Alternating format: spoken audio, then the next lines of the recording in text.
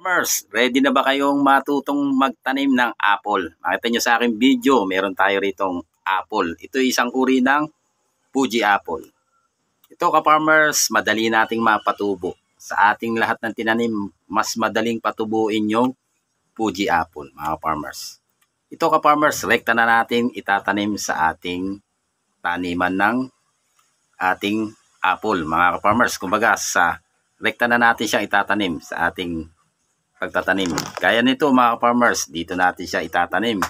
Ating irerekta na. Kumbaga, mas mabilis kasi yung palipat-lipat na. Lalagay muna natin yung seed sa ating rep bago natin pauugatin. Farmers, ang diskarte atin nang itanim. Malalaman natin kung anong seed ang magtutuloy at yung hindi.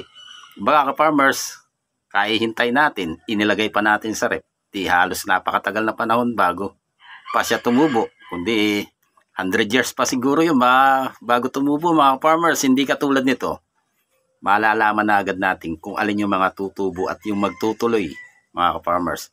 Ito mga farmers, isa sa mga klase ng apple yung mabilis patubuin, yung Fuji apple. Ito mga farmers, ating gagawin mga farmers. Kumbaga sa bawat pagkain natin ng apple, kumbaga mga farmers, hindi naman natin kinakailangan bumili pa tayo. Sipin nyo ka-farmers, halos napakahirap hanapin yung apple seedling mga farmers. At bukod pa roon, baka mas mahal. Kumbaga marami na kasing nagpapatubo ng apple na hindi natin kayang bilhin. Pero sa isang apple, halos 7 seedling pwede na natin patubuin mga farmers. Ating simulan mga farmers ang pagtatanim ng apple. At abangan nyo farmers yung mga pamamaraan natin sa pagtatanim. Okay, salamat.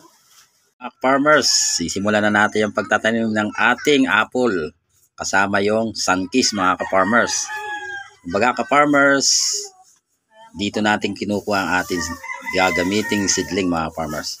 Maniniwala ba kayo mga ka-farmers, sa isang apple pwede natin makuha na siya ng 7 seed na ating pwedeng patubuin. Tayo ka-farmers, rekta na natin tinatanim mga farmers sa ating plastic para kumbaga alam na natin yung magtutuloy saka hindi magtutuloy. Kasi mga farmers, kung ating ilalagay pa sa rep mga farmers, maaaring yung lahat ng seed madaling masira. Kumbaga nasanay siya sa malamig. Pagkatapos ilalagay natin sa mainit. Kumbaga ka-farmers, tatabunan natin.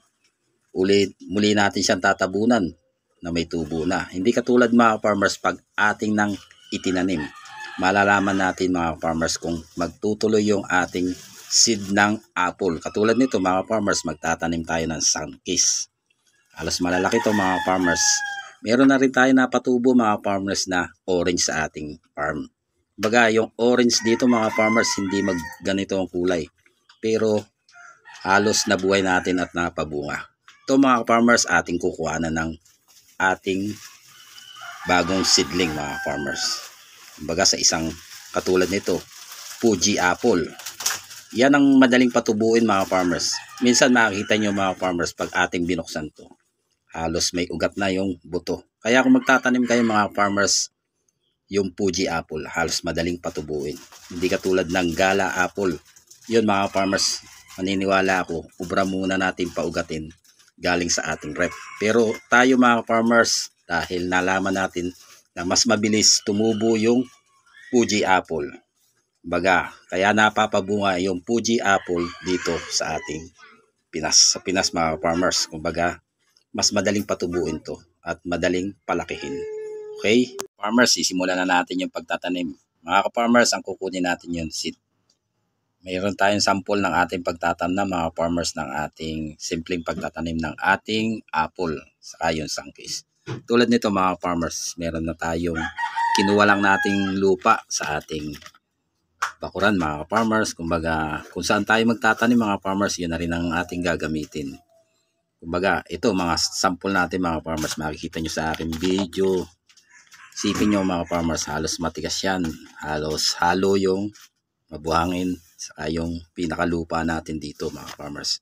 Kumbaga ka-farmers, dyan natin tatanim ang ating seed ng apple. Makita nyo sa akin mga farmers, meron tayong pinaggamitan ng cup. Ito ka-farmers, ang purpose niya sa ating seed para yung ating seed hindi magagalaw mga farmers. Kumbaga, ating ilalagay ito. Pag ating itinanim mga farmers mismo sa pinakagitna, wag lang nating kabaon-baon mga farmers dahil sa sobrang liit na ating seed, halos mahihirapan siyang lumabas sa ating lupa. Ka-farmers, ito ang ating gagamitin. Pagtanim natin mga farmers ng ating seed, halos ganyan lang natin gagawin mga farmers. At lalagyan natin ng pinaka lupa mga farmers. Kumbaga, yung lupa na siya magbibigay ng lamig sa ating seed. Imbes na nasa rep mga farmers. Rekta na natin inilalagay sa ating lupa mga farmers. Tulad nito, ito yung pinaglagyan natin. Isa sa pinaglagyan natin ng seed ng ating apple. Kumbaga, ito na ang sa ating sample ng pagtatanim. Ganito mangyayari mga farmers pag tumubo na siya. Nakita nyo sa aking video. Ayan. Meron na tayong tubo. Ayan. Nakita nyo sa aking video mga farmers. Halos may tubo na yan. Makikita nyo sa aking video na may tubo na siya. Ayan. Yun yung ating seed mga farmers. Makikita nyo sa aking video. Kumbaga sa simpleng paraan. Ito katulad nito mga farmers. Pag malaki na to, habang tumataas mga farmers, dadagdagan natin siya ng lupa.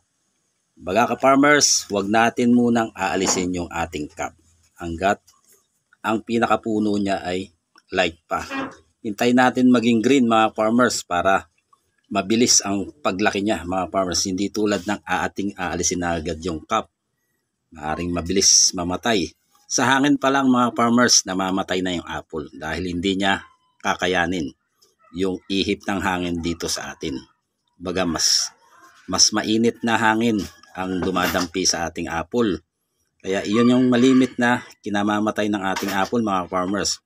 Hindi tulad ng yung pinaka katawan ng ating apple maging green muna. Yan ang simpleng paraan mga farmers na pagtatanim ng ating apple. Yan, nakita nyo sa aking video. Ito ka-farmers, yung pinaka tubig niya. Siya na nagsusupply na bilang pandilig sa ating apple. Kumbaga dito tayo nagdidilig at yung pinaka moist niya, yun ang pinaka tubig ng ating apple. Okay mga ka-farmers, atin na simulan. Nakakuha tayo mga ka-farmers na halos 5 seed. Ngayon ka-farmers, atin na agad simulan. Ang mga gagamitin natin mga ka-farmers, cup, yung tubig at yung ating pagtatamnan ng ating apple. Mga ka-farmers, atin na simulan. Ganito gagawin natin mga ka-farmers. Kukuha tayo ng ating seed. Yan, nakita nyo. Una natin mga farmers, diligan muna natin yung ating pagtatanam ng apple. Yan. Farmers, minsan lang tayo magtatanim. Halos matagal na yan. Yan na ang magiging tubig niya. Kumbaga, hanggang sa pagtubo niya mga farmers, yan na ang magiging tubig. Nakita nyo sa aking video. Yan. Simulan na natin mga farmers. Ito yung ating seed. Yan. Yan. Nakita nyo farmers, halos ilalagay lang natin. Yan. Nakita nyo sa aking video. Ayun ang ating seed. At ito yung ating cup. Mga farmers ha. Diyan natin ilalagay. Ka-farmers, dadagdagan lang natin siya ng lupa. Ating lalagyan to ng lupa. Makita nyo sa aking video. Yan, makita nyo yung halos ganito natin ilalagay mga farmers. Yan. Yan ka-farmers, halos tapos na nating gawin. Ngayon ka-farmers, ito na ating 5 seedling ng ating apple. Ngayon, didiligan natin yan mga farmers. Kumbaga dito lang tayo magdidilig. Sa nakikita nyo sa aking video.